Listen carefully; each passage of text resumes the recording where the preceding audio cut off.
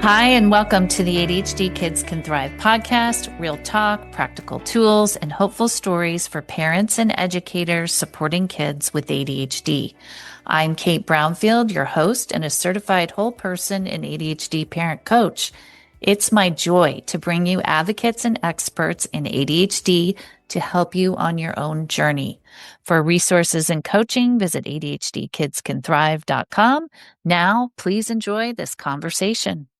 Okay. Hi, everybody. I'm looking forward to this. Is my second conversation, part 2, with Dr. Tamara Rosier. She is, I'm just going to read, the founder of the ADHD Center of West Michigan, where she leads a team of coaches, therapists, and speech pathologists to help individuals, parents, and families understand ADHD better. She has written one book called Your Brain's Not Broken, which is a fantastic book. And then we're promoting her second book here, which is You, Me, and Our ADHD Family, which is a fantastic book. So I highly recommend this book as well, which you can find on Amazon. Okay, so let's get into our part 2 of our conversation. We wanted to talk today and use this time to talk about ADHD kids who are in that age group of like 16 to 26. They're maturing and growing into young adults, and it may not be happening for you in a straight line if your parents listening to this. Okay, so we're going to get into a little bit about why that's happening, how you can support your child through this next transition of your life. Okay, so let's start with, is it a trend that nowadays kids are having a harder time in this transition period after they graduate from high school and kind of go into young adulthood? Is that taking longer? And if it is, why? It is taking a lot longer. Now, for a couple reasons. We've been, as a U.S. culture, we've been slowly able to elongate adolescence. And that's through kind of the way our society is set up. So adolescence overall has increased. And it's increased even during my lifetime, right? I don't know about your listeners, but I'm 57. When I was 18, kind of the expectation was you're going to get out of the house. Right. And I think I talked to my parents maybe once or twice a semester before Thanksgiving. And then I came home. I mean, it was just a different time, a different relationship. Yeah. So like when you went to college, you barely talked to them. Yeah. Barely because talked. there was no connection, right? You had to make a long distance call. Right.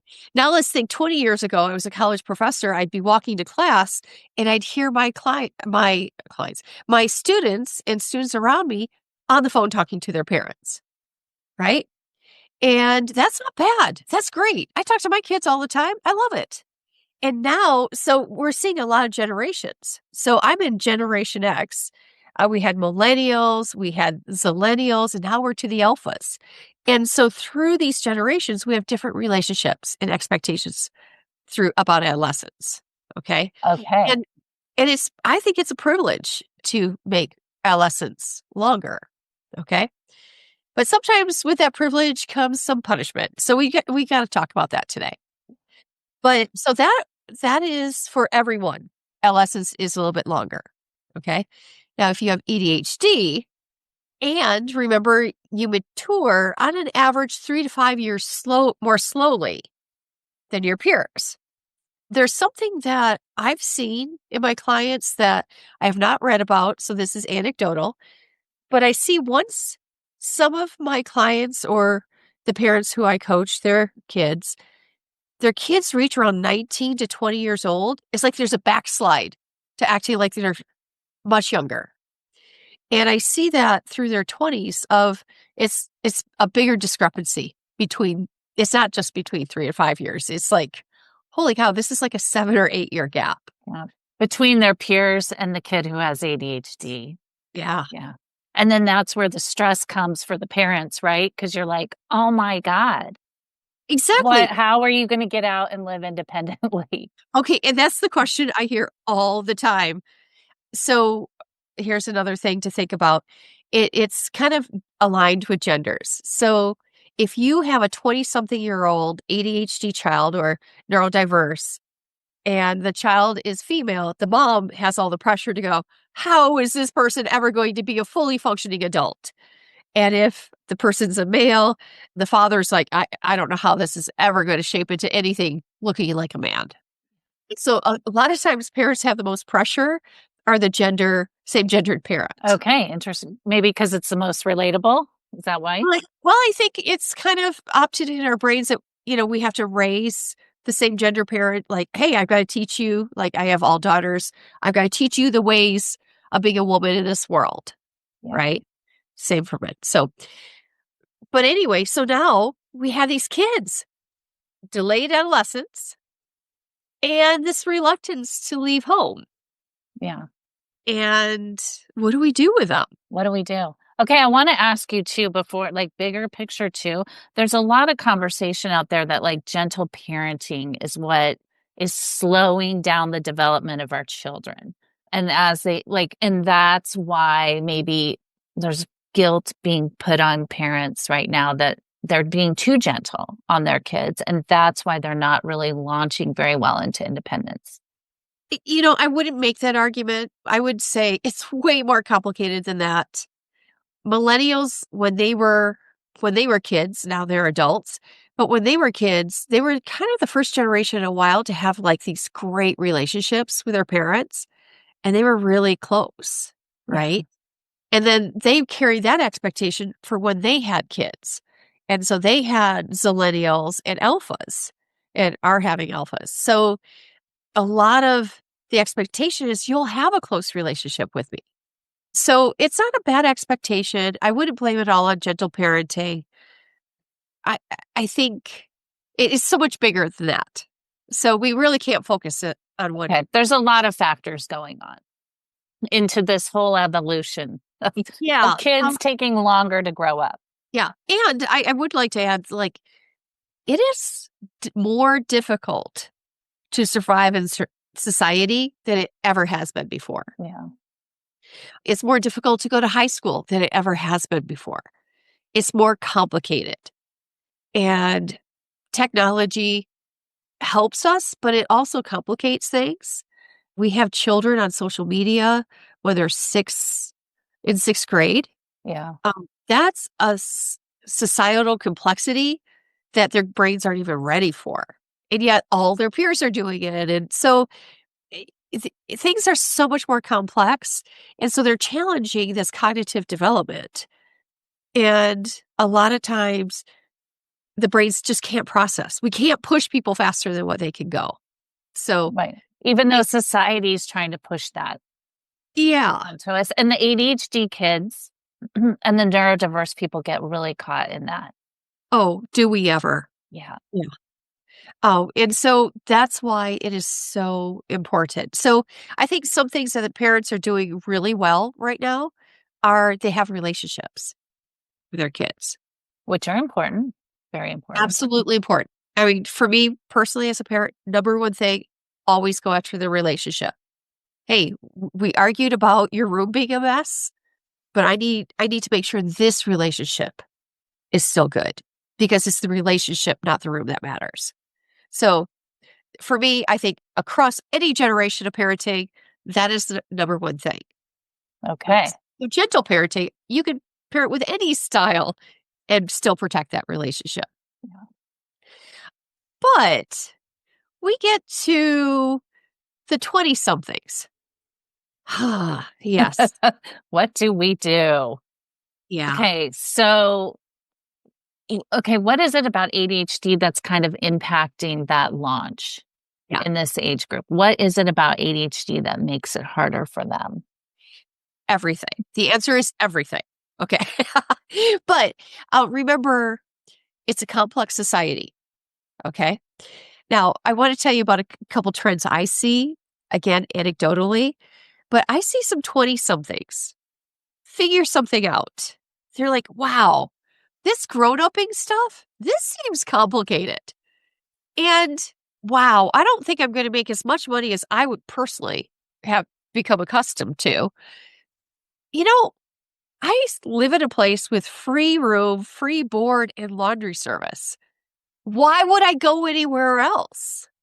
And they'll get in fights where their parents are going, I'm moving out. And yet, really, they do the math and go, I'm not moving out. Yeah, I can't. Yeah. I won't. And a lot of times, I spend a lot of times, the reasons I said I won't is I work with some people who have a career. They're still in their 20s, but they have like a career they went to college for and grad school for, and they still live at home. Why do you still live at home? I can't afford it. Now, remember, I'm a Gen Xer, and Gen X's answer is move out, even if you have to eat cream corn out of a can. True story. That's what I did a lot. They were 17 cents. How can you pass that up? This back in the day. But for crying out loud, you can't afford it. You just you want to live at a certain level. You want to launch at a certain level, and that's an expectation. So a lot of times we have to work with a student's expectations. Like they expect X. Yeah. Okay. And so there's that kid, right? Which I get. They don't want to give up that Right. quality of life, right? And Quality of life, exactly. right. It's hard. Okay. But then there's the other neurodiverse kids that they're starting to numb out, if you will. Like they're dipping out of society because it feels too hard to participate. Great point. Yes.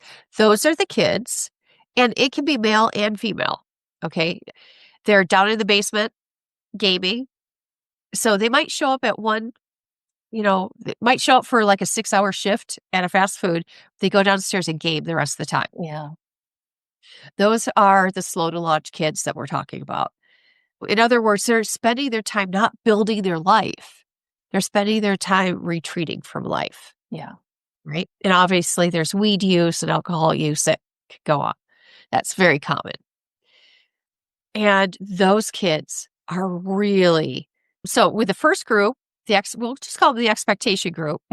Those kids, as parents, we're going to help them adjust their expectations, right? Yeah. We're just like, oh, you expected this. Let me help you adjust this. Now, some parents are like, yeah, but I do want him to launch into the nicest apartment possible and the best career possible. Okay, then your child's going to live with you for longer and be okay with that. If you're agreeing with that expectation, then okay. If you're disagreeing with the expectation, then confront the expectation. Yeah. Okay. But now let's deal with the basement dwellers. And the basement dwellers, life is too big. Life is too heavy. And frankly, this growing up stuff, this isn't worth it. I don't like this one bit. And it feels hard. And now in our society, it's easy to withdraw. Yeah. Right? It's very convenient, right? Yeah. Yes. And I mean, we carry around this incredibly powerful computer that we call a phone, right? And so, parents will say, yeah, he's addicted to phone. He's addicted to gaming. I'm like, why wouldn't he? It's too scary, right? Yeah. And it's too easy to be on the phone or the gaming, right?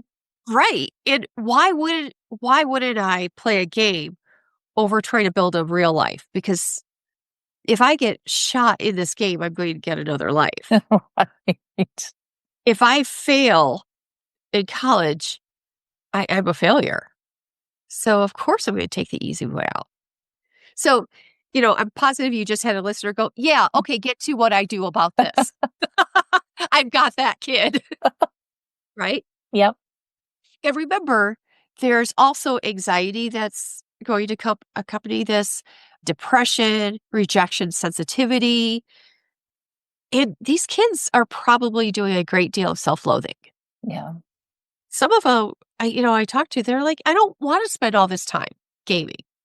They're mad at themselves. And usually, by the way, parents, it usually comes out directed at you, right? Because that's what we've been doing a whole lot. That is parenting, right? Everything's your fault. Everything's your fault. So we have to, as parents, let's deal with the basement dweller because there's still yet another category of kid, right?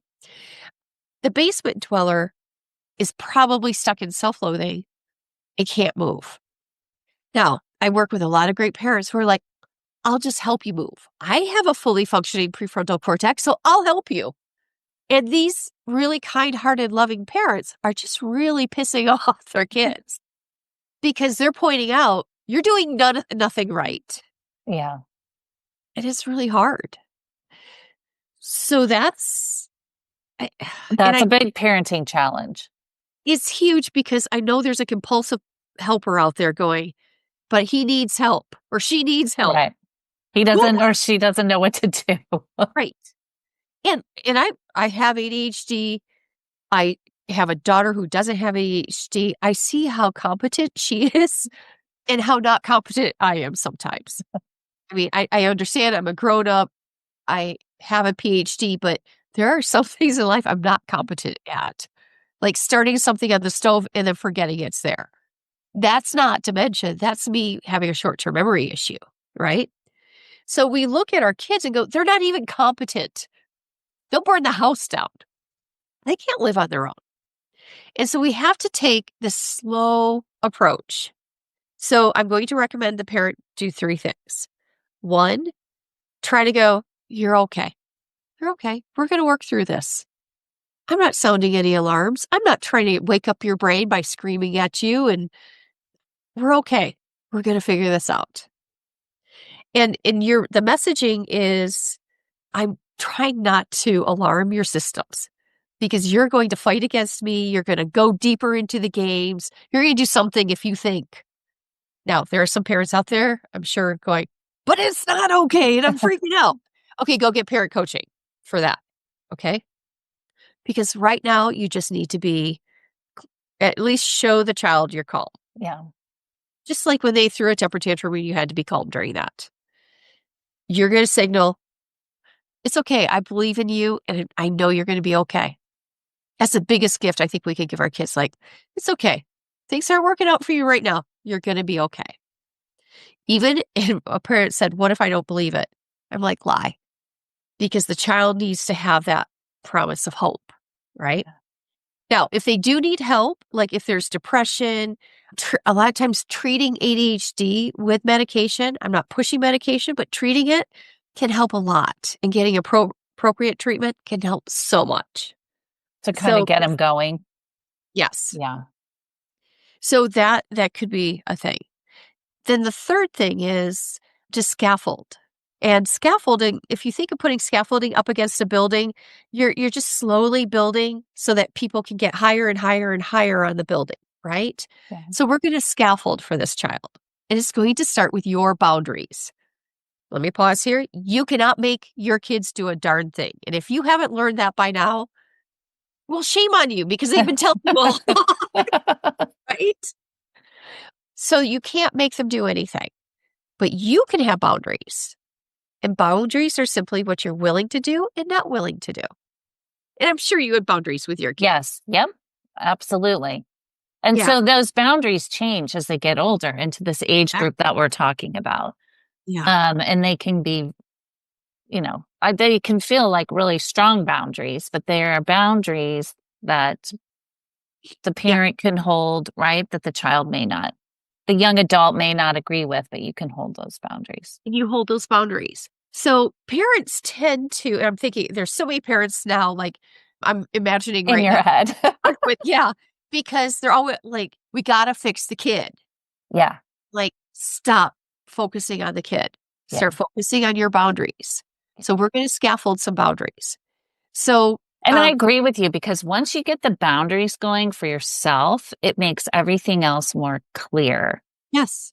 On the actions that need to be taken by both parties, the parents and the child. Exactly. And so boundaries, I'm just going to say this again and again, is just simply what you're willing to do and what you're not willing to do. And stating it, I always recommend that we write down boundaries because people with ADHD will forget and legitimately forget. Now, sometimes we'll be kind of, trying to find a loophole. It's good advice for parents too, because I think when you get into these like periods of like difficulty, it can help the parent to go back and read what your boundaries are. Exactly. It's a great way to keep yourself in line too. that's exactly an exercise I take parents through. Okay. And sometimes when I first introduce this, they're like, well, I don't have anything that I'm not willing to do. I'm like, well, that's part of the problem. Because if you're willing to do everything, your child doesn't have to do anything. Right. So we need to, you know, and and so a lot of parents are like, they jump to, you know, I'm so fed up with this. You're moving out, you're doing this, you're doing this. Let's not do that. Right. So I'm thinking of one case where the student is in college, very smart. Both parents are highly professionally trained parents, and the student is thinking that he wants to go to med school. And parents are managing that going, well, then you're going to need a tutor. You're going to need, you're going to sign up for this one. You're going to do this. You're going to do this. You're going to do this. Now, who is caring more about the MCATs at this point? Yeah. Right? So a gift we can give our children is whether you fail or succeed, that's on you. I'm willing to walk with you, but I'm not going to, this is your game. You get to, Yeah. right? So one of my boundaries is with my kids, they hated it when I said this to them. So don't say this if you want to be popular, is I'm not willing to work harder than you are. I'm willing to help you because, man, I love you, kiddo. Not willing to work harder than you. That's great advice. Yeah. Right? So that's one of my boundaries. I just worked with another parent who mom and dad were just trying to help their basement dweller, and he's just checking out of life. They got coaching with me, and and he would yell at their child would yell at mom. So mom's like, "Dad, you just trying to talk to him. Dad's just quiet coacher." But then he would take the child's wrath, and the child is 27, by the way. Yeah, grown up territory, right? And so I took them through the exercise. Were you willing to do, not willing to do? And they're like, it's not reasonable for him to leave home right now. I'm like, okay. But he had an expectation that he would live at home until he found his career job. Oh, yeah. The grown up. So he was only applying for grown up jobs. And then he'd get sad that he wasn't getting a grown up job and all that. So once, I took the parents through this exercise, what are you willing to do and not willing to do? The mom finally said, listen, I can't have a grown kid living at my house and not working. I'm like, well, this sounds like a value that you have. And she looked at me and she went, am I allowed to have that value? I'm like, in your own house? I think so. And so we talked about how she could express that value. And so the talk went like this. She waited till a good time where everyone was calm. By the way, I always prefer parents talk to their adult children outside of the home. Just because it's like this third place that's a little bit more level playing ground. Everybody stays more calm in public. Yeah. Yes, but it's also like we're not sitting at the kitchen table where I was, coloring with crayons. We're not sitting. Yeah. It's just emotionally. It changes the dynamic. I like that. Yeah. So the conversation goes like this. Honey, I love you. I will always love you. I need to express something that's not working for me. What's not working for me is having an adult live at the house who isn't working at all. And I know you're trying to get your job, but I want you, if you're going to continue to live here, you need to have a part-time job. Now, in the past, anytime she brought it up, he would fight her on this. But this time she's like, this is a boundary. If you want to live here, I need you to have a part-time job. Okay. Now, your child could act in a couple different ways. They could go, oh, and just blow up. That's a technique to try to get you to shut up because they're in so much pain, they want you to go away. Or they could go, you're right. I'm a horrible human being.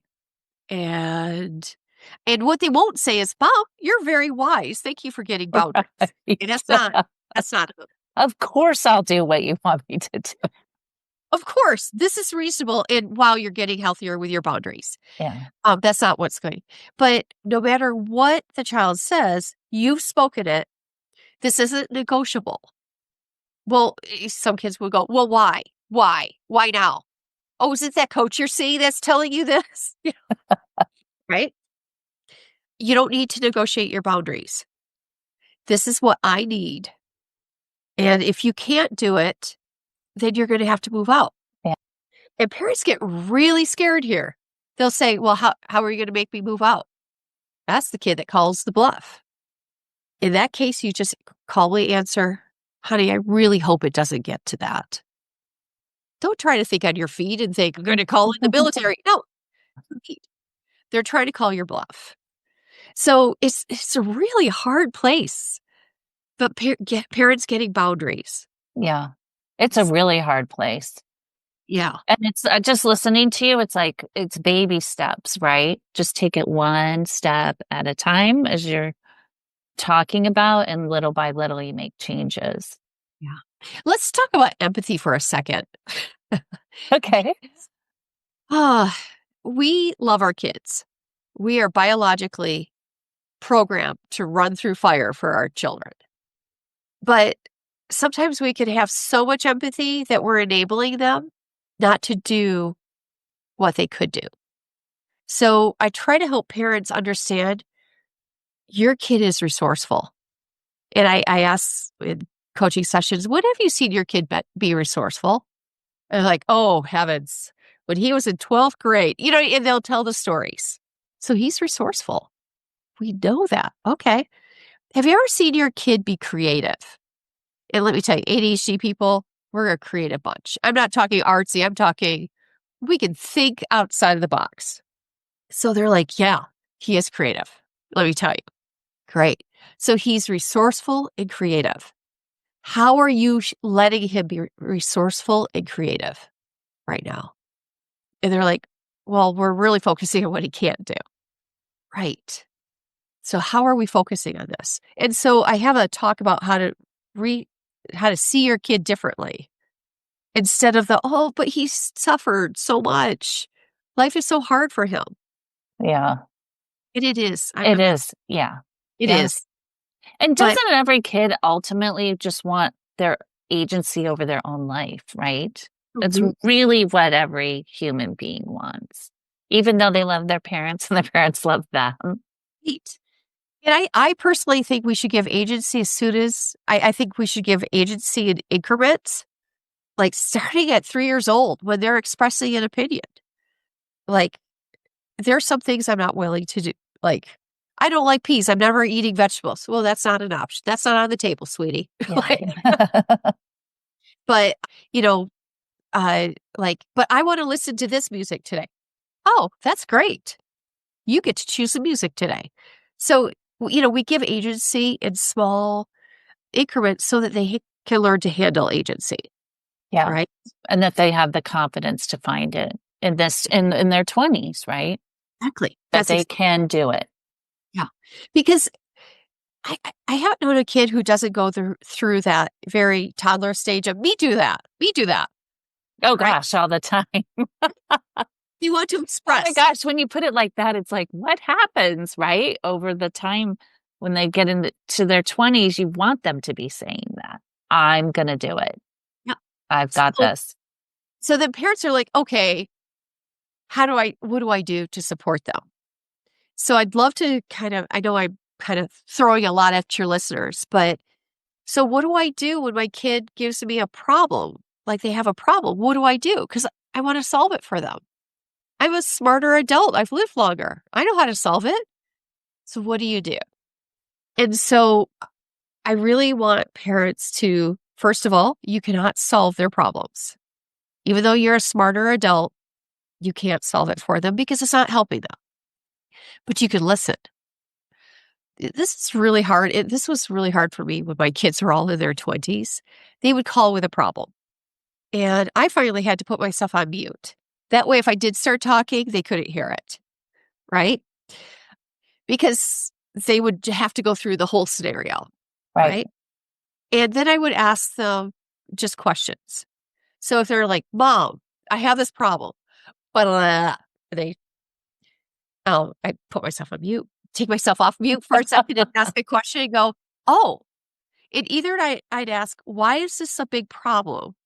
Or what did you expect to happen? Because I'm trying to get at, why and sometimes they would answer it like I was an idiot. Okay.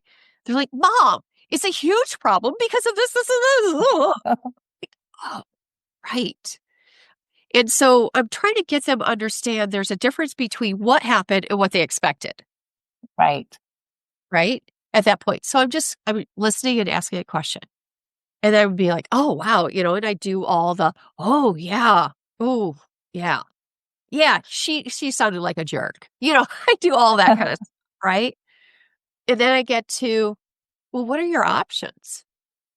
I'm not giving advice. I'm just saying, what are your options for resolving this? Yeah. Because you want them to come up with the options Exactly. for solving their problem. Yes. Now, for your listeners who are listening and you don't have 20 somethings, great. Do this now. Do this in fourth grade with, playground issues, right? You're just trying to listen to what happened, what should have happened, or what were the expectations, and what are their options for resolving this. And my kids, I still remember this phone call because I was just leaving work. A kid called, said, Mom, I got this problem. And I put myself on mute. She went through those 3 questions without me prompting her. Oh, she knew. Well, in this case, I had been doing this with her since she was like 5 years old. Yeah, it's awesome. And I remember driving down the road. She's like, okay, so here's what happened. And she's just going through this all. I'm like, oh, yeah. And I had myself on mute, so she wasn't listening to my, but then I forgot to take myself off mute. And she goes, well, I guess my expectations were, and I'm like, and I remember she knew what you were going to say. Yeah. Oh, he's doing my job now. Great. And then she's like, I don't even know my options. And then I so badly want to jump in because I'm thinking of options. But instead, I waited. And remember, I'm on mute and driving, so I probably had to turn, which you're busy. Yeah. And before I could take myself off mute, she started brainstorming. And it really taught me, don't jump in. Yeah. When they say, I don't know. Now, if she had said, I really don't know how to solve this one, then I would have said, would you mind if I gave you some options? Right? I'm not telling you what to do. I'm respecting your agency. Would you mind if I gave you some options? Yeah. Do you see that's a different way of parenting? Mm-hmm. Besides, you're going to take the MCAT on this date. Right. And you're going to have a tutor and you're going to do this kind of prep. Yeah. And by the way, they were excellent parents. I'm not putting them down. They were taking too much responsibility. Yeah. Yeah. It's not easy. Well, no, we kind of think we're going to be done parenting when they're 18. Yeah. And anytime I work with parents, I'm like, okay, so we're doing parent coaching. I do have to tell you, like, ADHD brains are slower to mature. So we're going to play the long game here. And when you have a female who reaches 28, we can go, they're going to, fine. They're fine. When we have a male who reaches 30, because males run behind females, then we can sigh of relief, like, good. Now, will some kids outperform and do great earlier? Yes, of course. Yeah. You're usually not coming to me for coaching. Exactly. Oh, if they figured it out, you're good. Yeah. Yeah. But just as a general rule, 28 is when the female ADHD brain kind of coalesces, gets more organized, 30 for males. And you'll be able to see it. They can just run their lives better. Yeah. Interesting. Okay. So it's a magical moment. You know what? It can feel magical? It actually is. I've had a parent too. I said, wait for it. You're going to see it. And you're going to go, oh my goodness, this is going to be okay. And I had a parent come back to me after a year of not working together. She just said, I just have to tell you, I got it. I got the moment. And it was her son, and her son was telling her how he was going to figure some things out. And she's like, I cried. This kid's going to be okay. And yeah, it is a magical moment. Don't miss it. It's what we've been dreaming of. It will happen. Okay, so I love this talk because you're just kind of reinforcing it's just little by little, but really working on it in their 20s. And if they haven't launched, you got to still keep working on it. little But you by have to little. parent totally differently. Yeah. You're an adult to adult, meaning, yeah, there's still a power difference, but I'm an adult with boundaries now. And remember, boundaries are only what I am controlling about myself. I can't make a boundary that you're going to have your room cleaned. Right. It's not a boundary. I can't control that. I Right? love that. You write about that in this book too. Yeah. And what you talk about with kind of what are boundaries and what aren't when it comes to ADHD kids and where Yeah. they do things differently. You really get into that. So I highly recommend everybody to read that too, because I think it gives clarity to parents, as you just said, on what's a boundary and what's not a boundary. Yeah. Oh, yeah. A couple parents are like, well, here's my boundaries. And they kept making rules. I'm like, no, rules are not rules Yeah, for those other. are not boundaries. Yeah. So, Yeah. Okay, this was a great conversation. Thank you so much for joining me today. oh, thanks for having me back for part 2. Yeah, I loved it. I really care about parents at this age, parenting this age. It's scary. It's just as scary as bringing home that newborn from the hospital. Yes, and you think you get through the teenage years and that will be it. But when they're neurodiverse and the brain development is different, it can continue for a little bit longer. So I appreciate this conversation.